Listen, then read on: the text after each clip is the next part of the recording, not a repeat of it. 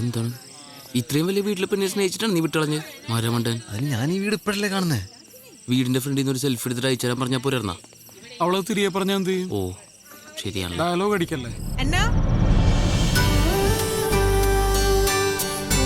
എന്നാ വരിക ഗിഫ്റ്റ് ഒക്കെ ഞങ്ങൾ പൊട്ടിച്ചു തുടങ്ങിട്ടോ. മധുരവെപ്പിന് സമയമായി, നീ ഇങ്ങ് വന്നേ. മധുരമൊക്കെ ഇവിടെ കെട്ടിയോ നാളെ കൊടുത്തോളൂ. ഇച്ചാൻ അങ്ങോട്ട് ചെല്ലാൻ പറഞ്ഞു. വാ മെസ്സേജ് ചെയ്യില്ല, ഞാനങ്ങ് വന്നേക്കാം. ഓക്കെ പൊട്ടിക്ക്.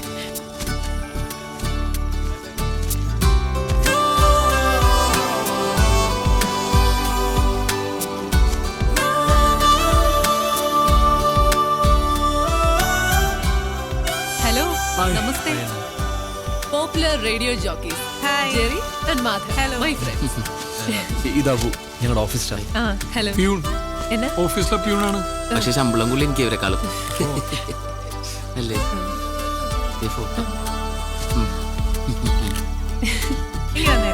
Thank you. ഇപ്പൊ തന്നെ പൊട്ടിക്കാലോ. ഓ പൊട്ടിക്കാൻ പോലെ ഗിഫ്റ്റ് ഒക്കെ അങ്ങനെ പൊട്ടിക്കാൻ പറഞ്ഞു. അടുത്ത ഫ്രണ്ട്സ് വരുന്ന ഗിഫ്റ്റ് അപ്പൊ തന്നെ പൊട്ടിച്ചു. പിന്നല്ലാതെ എന്തെങ്കിലും കുഴപ്പമുണ്ടോ? ഫാൻ ഓഫ് ചെയ്യാൻ പറയുക, ഗിഫ്റ്റ് പറഞ്ഞു പോകും. ഞാൻ പുറത്ത് കേട്ടെ. നല്ലോണം അയ്യോ, പണി കിട്ടിയോ? ഇതാ ജെറി മാധവന്മാരുടെ സമ്മാനം. സാധാരണ ഗിഫ്റ്റ് ഒക്കെ ഞങ്ങൾ പോയിട്ടില്ല പൊട്ടിക്കാറുള്ളൂ. നല്ലല്ലേ? കൊള്ളാം. മോളെ മധുരമപ്പിന് സമയമായി, നീ അങ്ങോട്ട് ചെന്ന്. ഇച്ചായ, എന്റെ ഫ്രണ്ട്സ് കൊണ്ടുവന്ന ഗിഫ്റ്റ് കണ്ടോ? ഇവളുടെ ഒരു കാര്യം, എടി മുട്ടുസൂചിയാണെങ്കിലും സമ്മാനം തന്നെ. ഇവര് ഹലോ ഫാമിലി ആർജേസാ. Jerry, Madhav. Hello Abu. Hello. ഇതെന്റെ ഇച്ചായ ടോമി ചായ, യുഎസിലാ. ഞങ്ങള് ഏറ്റവും അടുത്ത ആളുകൾ കൂടി ഇപ്പോ ഗിഫ്റ്റ്സിലധികം സ്പെൻഡ് ചെയ്യുന്നില്ല. ഹലോ എഫ്എം ഒരു ക്യാമ്പയിൻ നടത്തുന്നുണ്ട്. ഒരു ആമിനക്കുട്ടി, അതിന്റെ ഹാർട്ട് സർജറിക്ക് വേണ്ടി ഞങ്ങൾ പരമാവധി അതിലേക്ക് കോൺട്രിബ്യൂട്ട് ചെയ്യാം. ആണോ? വളരെ നല്ല കാര്യം. എന്നാൽ ഞങ്ങളും തരുന്ന ഒരു ചെറിയ കോൺട്രിബ്യൂഷൻ. കൈയോടെ ചെക്ക് കൊടുത്തേ. ഇവിടെയും ചെക്ക്. പപ്പു വന്നു. ഓ, അവര് വന്നു കേട്ടോ. അല്ല, ആരെയാ അപ്പു? അപ്പു അല്ല, പപ്പു, എന്റെ കല്യാണച്ചക്കന്. നല്ല കലക്കം പേരാട്ടോ. ഇനീഷ്യൽ ഉണ്ടോ?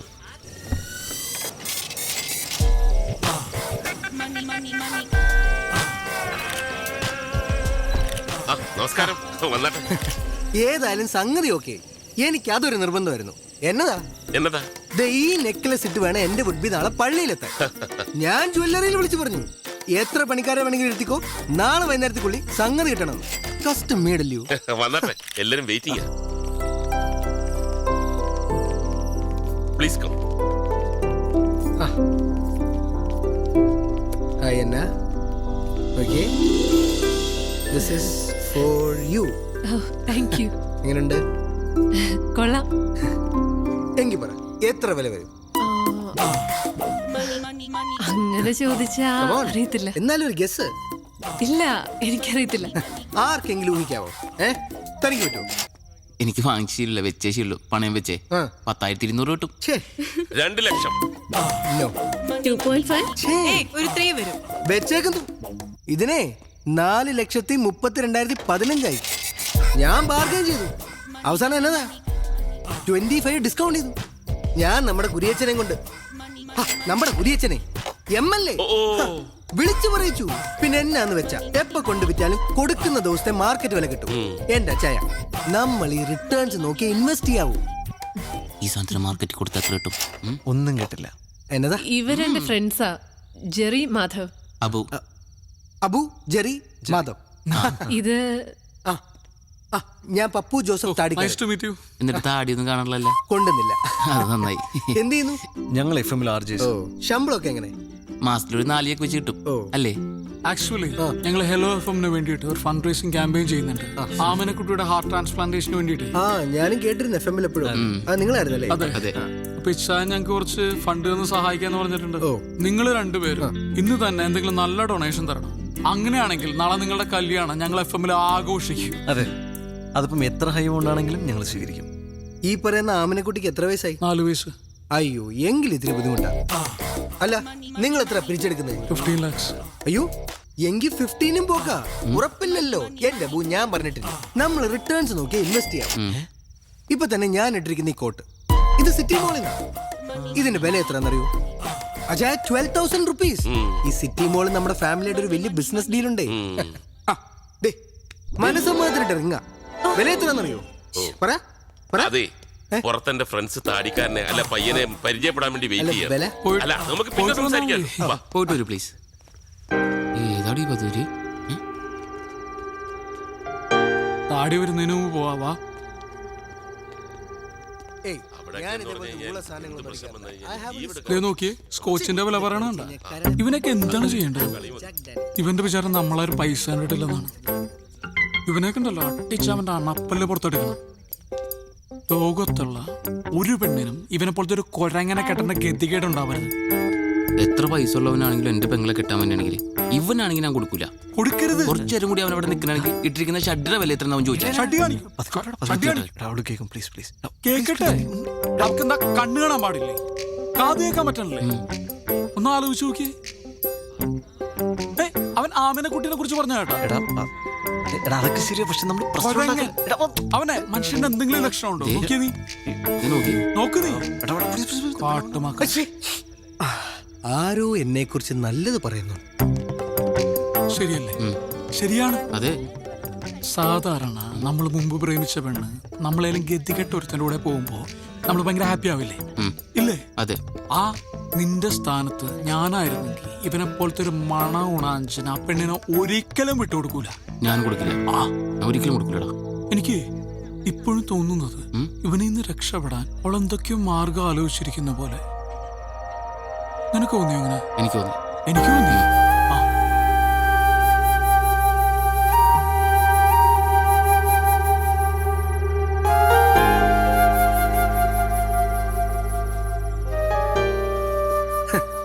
നമ്മുടെ കുമിളിയിലെ പ്ലാന്റർ തോമാച്ചായന്റെ മോളുടെ പ്രപ്പോസൽ വന്നിങ്ങനെ ബ്രിമ്മി നിൽക്കുമ്പോഴാ നമ്മുടെ ഈ അന്നക്കൊച്ചിന്റെ ആലോചന എനിക്ക് വരുന്നത്. തോമാച്ചായന്റെ ഒരു ബാക്ക്ഗ്രൗണ്ട് അറിയാമേ? ഊട്ടിയിൽ 150 ഏക്കർ തേയില, കൊടകിൽ അതുപോലെ കാപ്പി, വയനാട്ടിൽ ഏലം, അങ്ങനെ എന്നാ എന്നാലും ഉള്ള പറയാലോ അയാൾ ഫ്രോഡാ. എനിക്കയാളെ വിശ്വാസമില്ല. എനിക്ക് അച്ചായനാ വിശ്വാസം. കേട്ടോ എന്നെ കുട്ടി? Now I am very happy.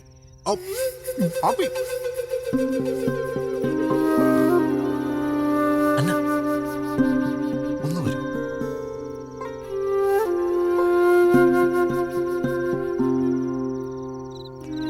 അന്ന, നിനക്കിത് എന്താ പറ്റിയേ? എനിക്കെന്ത് പറ്റാൻ? എടിയ താടിക്കാരൻ കിഴങ്ങന്റെ ക്യാരക്ടർ മനസ്സിലാക്കിയിട്ടാണ് നീ കല്യാണം സമ്മതിച്ചത്? അതോ നിന്നെ ആരെങ്കിലും പെടുത്തിയതാണ് അയാളുടെ സ്വത്തും പണവും കണ്ടിട്ട്? ജെറി എന്തൊക്കെയാ പറയുന്നേ? ഞാൻ എന്താ പറയുന്നത് നിനക്ക് നന്നായിട്ട് അറിയാം. അതുകൊണ്ട് തന്നെ സീരിയസ് ആയിട്ട് ഞാൻ പറയുന്നത് അയാൾ നിനക്കൊരു അബ്സല്യൂട്ട് മിസ്മാച്ച് ആണ്. It's not your business Jerry. It's not my business. I know that. പക്ഷെ എന്നാ നമ്മൾ കുറെ കാലം അറ്റ്ലീസ്റ്റ് നമ്മൾ നല്ല ഫ്രണ്ട്സ് ആയിരുന്നില്ലേ? എനിക്ക് നിന്റെ ക്യാരക്ടർ എന്താണെന്ന്, നീ എന്താണെന്ന്, നിന്റെ ആറ്റിറ്റ്യൂഡ് എന്താണെന്ന് ഒക്കെ നന്നായിട്ട് അറിയാം. അതുകൊണ്ട് തന്നെ ഞാൻ പറഞ്ഞു നീ ഒരു മോശം ലൈഫിലേക്കല്ല ഒരു വൻ ദുരന്തത്തിലേക്ക് പോകുമ്പോൾ. പിന്നെ ഇതെല്ലാം കൂടെ വെച്ച് നോക്കുമ്പോൾ എനിക്ക് മനസ്സിലായി എന്താ അറിയും, നിന്റെ ഇച്ഛായനം പെട്ടിരിക്കുക. ഇത് നിന്റെ ലൈഫാണ്. നിനക്കിഷ്ടമുള്ള നിന്നെ മനസ്സിലാക്കുന്ന ഒരാളോടല്ലേ നീ ജീവിക്കണ്ടേ? പിന്നെന്തിനാ അന്ന് പിരിഞ്ഞ്? അത് ഒന്നിക്കാൻ ഇവിടെ ഇങ്ങനൊരു സാഹചര്യത്തിൽ ഒന്നിക്കാൻ ആ പെരട്ട താടിക്കാരനെയും നിന്നെ രക്ഷിക്കാം. അല്ല, ഇതിന്റെ കോൺസിക്വൻസസ് ഒന്നും ഞാൻ ആലോചിച്ചിട്ടില്ല. നീ എന്നോട് വരുമോന്നല്ല, നീ പറഞ്ഞു.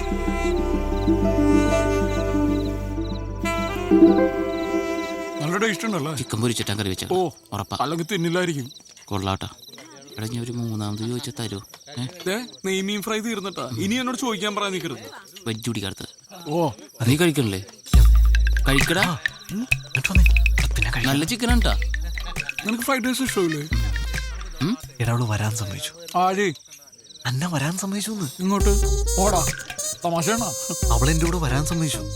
അത് അടിക്കാനുണ്ടോ കൂടെ? നീ ഒരു മേലെ തമാശ കളിക്കരുത്. അവളെന്റെ കൂടെ വരാൻ സമ്മതിച്ചു. നീയൊക്കെ കൂടെ മൂപ്പിച്ചിട്ടാണ് ഞാൻ അവളെ പോയി വിളിച്ചത്. അവളിപ്പോ എന്നോട് വരാന്ന് പറഞ്ഞിരിക്കുക. ഞങ്ങൾ വെറുതെ ലോകതത്വം പറഞ്ഞല്ലേ, നീ സീരിയസ് ആയിട്ടാ? ലോകതത്വം ഇതുമാതിരി പൂക്കൃത്തരം കാണിക്കരുത്. മര്യാദയ്ക്ക് എന്റെ കൂടെ വന്നു ഞാൻ പോയി വിളിച്ചോണ്ട് വരാൻ പോകും. ഈ കേരളത്തിൽ ഇൻവെസ്റ്റ് ചെയ്തിട്ട് ഒരു കാര്യമില്ല. ഉള്ള പറയാലോ, എനിക്ക് ഈ മലയാളിയാണെന്ന് പറയാനേ ഇഷ്ടമല്ല.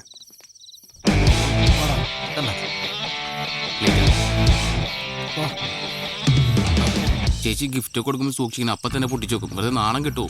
അതെ. നീ ശരിക്കും ആലോചിച്ചിട്ടാണ് ഈ തീരുമാനം എടുത്തത്? അതെ. ആണോ?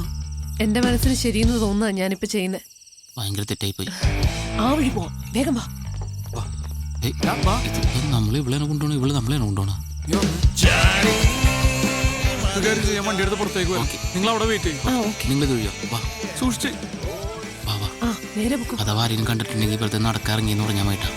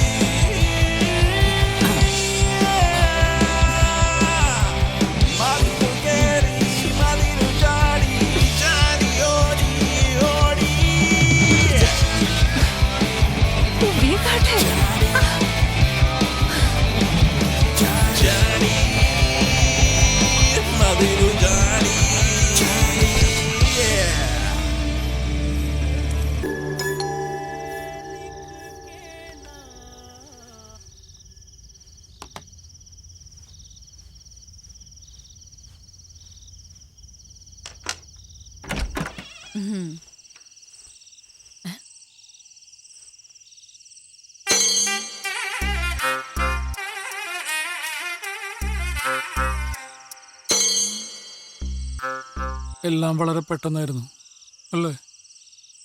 കൂടാൻ പോയതാ, കഴിക്കേണ്ടി വന്നു. ഇത് എന്റെ ഭാര്യ പ്രിയ. എന്താ ഇത് ഇത് അന്ന ഗരുഡയാ. എന്താ മാധവ്, എന്താ കാര്യം? എല്ലാം കൈവിട്ടു പോയി. എനിക്കൊന്നും മനസ്സിലാവണില്ല. അത് ഇപ്പൊ അതൊക്കെ പറയാം. അത് ഞങ്ങൾ അകത്ത് കയറട്ടെ. കേറി വരൂ വരൂ. നിക്ക് ചെരുപ്പൊക്കെ ഒന്ന് പുറത്തിടണേ. ഒന്നും വിചാരിക്കല്ലേ, കുറച്ച് വൃത്തി കൂടുതലാണെന്നേ ഉള്ളൂ. വരൂ.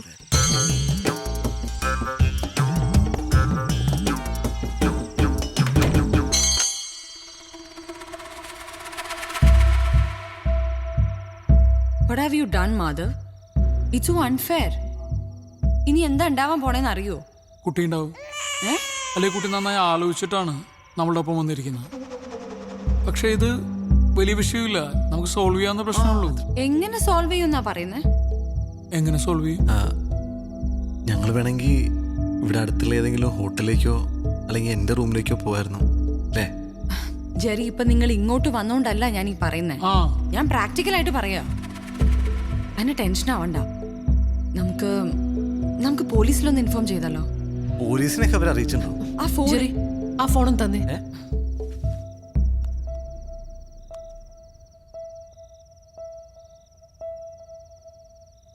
ഹലോ ഹലോ, ഞാൻ അന്നയാ. മനസ്സിലായി. യാത്രയൊക്കെ സുഖമായിരുന്നോ? ബുദ്ധിമുട്ടൊന്നും കൂടാതെ എത്തേണ്ടടുത്ത് എത്തിയല്ലോ അല്ലേ? കൊച്ചു ഒളിമ്പിക്സിന് പോണം കേട്ടോ. ഹൈ ജമ്പിനാണ് ഇന്ത്യക്ക് ഒരു മെഡൽ ഉറപ്പാണ്. എന്നോട് ക്ഷമിക്കണം. എന്തിന്? ഞാൻ ചെയ്തത് തെറ്റാന്നറിയാം. ക്യാരക്ടർ ഇഷ്ടമായില്ലെങ്കിൽ ഞാൻ നേരത്തെ തന്നെ പറയണമായിരുന്നു. പക്ഷെ ജീവിതകാലം മുഴുവൻ ഒരുമിച്ച് താമസിക്കേണ്ടവരാകുമ്പോ... അയ്യോ മോളെ, ഇതിപ്പോ നന്നായെന്നാ ഞാൻ പറയുന്നത്. ഇപ്പൊ കുട്ടി മതിലയാടി, അതവിടെ തീർന്നു. കെട്ടിക്കഴിഞ്ഞതിന് ശേഷമാണ് കൂട്ടുകാരനെ കണ്ടിരുന്നെങ്കിൽ പിന്നെ അവൻ എന്റെ വീട്ടിലേക്ക് മതിലയാടാൻ തുടങ്ങും. എനിക്ക് പിന്നെ ഉറങ്ങാൻ പറ്റൂ? സെക്യൂരിറ്റി വെക്കാന്നൊക്കെ പറഞ്ഞാൽ മാസം 10,000-15,000 രൂപയുടെ ചെലവാ. ഒരു റിട്ടേൺസ് ഇല്ലാത്ത ഇൻവെസ്റ്റ്മെന്റ് ആണ്. ഇപ്പൊ പ്രശ്നം എന്താന്ന് വെച്ചാ, ഈ ബിസിനസ്സിൽ ഞാൻ ഒരു 15 ലക്ഷം രൂപ ഇൻവെസ്റ്റ് ചെയ്തിരുന്നു. പിന്നെ കേറ്ററിംഗ്, കോസ്റ്റ്യൂംസ്, ഓർണമെന്റ്സ്, അതിനൊക്കെ പോയി. ആ നെക്ലസ് ഞാൻ അവിടെ തന്നെ വെച്ചിട്ടുണ്ട്, അലമാരക്കകത്ത്. 4,32,15 രൂപയുടെ. പ്ലസ് 12% ടാക്സ് ഉണ്ട് കുട്ടി. ഏതായാലും അത് ഞാൻ ഇങ്ങ് എടുത്തിട്ടുണ്ട്. നാളെ തന്നെ അത് ആ ജ്വല്ലറി റിട്ടേൺ ചെയ്യാം. മാർക്കറ്റ് വില കയറി നിൽക്കുന്ന ടൈമാണേ. എന്നതാണേലും 15 ലക്ഷവും അതിന്റെ 9.9% ബാങ്ക് ഇൻട്രസ്റ്റ് കിട്ടിയാൽ എനിക്ക് പ്രശ്നമേ ഇല്ല. I am happy. അയാളുടെ മോന്ത കിട്ടി ഒരു കുത്തും കൂടി കൊടുത്തിട്ട് വരായിരുന്നില്ലേ? അതായത് ഹലോ ഹലോ ഹലോ. ഇനിയിപ്പോ പ്രശ്നമൊന്നുമില്ലല്ലോ അല്ലേ? അല്ലേ? ഒരു പ്രശ്നമുണ്ട്. ഇവിടെ ആകെ ഒരു മുറിയുള്ളൂ. മുകളിൽ ഓണറാണ്. ആ പോർഷൻ ഓണർ ആർക്കോ റെന്റിന് കൊടുത്തേക്കുക. ആ റൂമിൽ ഇവര് കിടക്കട്ടെ, നമുക്കിവിടെ വിശാലമായ ഹാളല്ലേ? അയ്യോ, അത് വേണ്ട, ഞങ്ങൾ ഇവിടെ കിടന്നോളാം അല്ലേ? അതൊരു കുഴപ്പമില്ലേ? അത് കുഴപ്പമാവും. അതൊക്കെ നമുക്ക് ശരിയാക്കാം. അയ്യോ, ആദ്യം എനിക്കൊന്ന് ഫ്രഷ് ആവണം. ആ മതിലേലെ പൊടിയും എല്ലാം. അസുഖം എന്തെങ്കിലും ഉണ്ടോ? പ്രിയക്ക് ഒരു ചെറിയ അസുഖമുണ്ട്. ന്യൂക്ലിയർ ബോംബ് വീണ് കഴിഞ്ഞാലും പ്രിയക്ക് യാതൊരു പ്രശ്നമില്ല. പക്ഷേ കുറച്ച് പൊടി പറ്റിയ അല്ലെങ്കിൽ വെച്ച സാധനം അങ്ങോട്ടും ഇങ്ങോട്ട് മാറിയിരിക്കുക, അത് സഹിക്കില്ല. ഇത്ര വൃത്തി കൂടിയ ഒരു ഭാര്യ ആയതുകൊണ്ട് എൻ്റെ അച്ഛനും അമ്മയൊന്നും വീട്ടിലേക്ക് അടുക്കാറേ ഇല്ല. ഹലോ. നന്നായി അല്ലേ?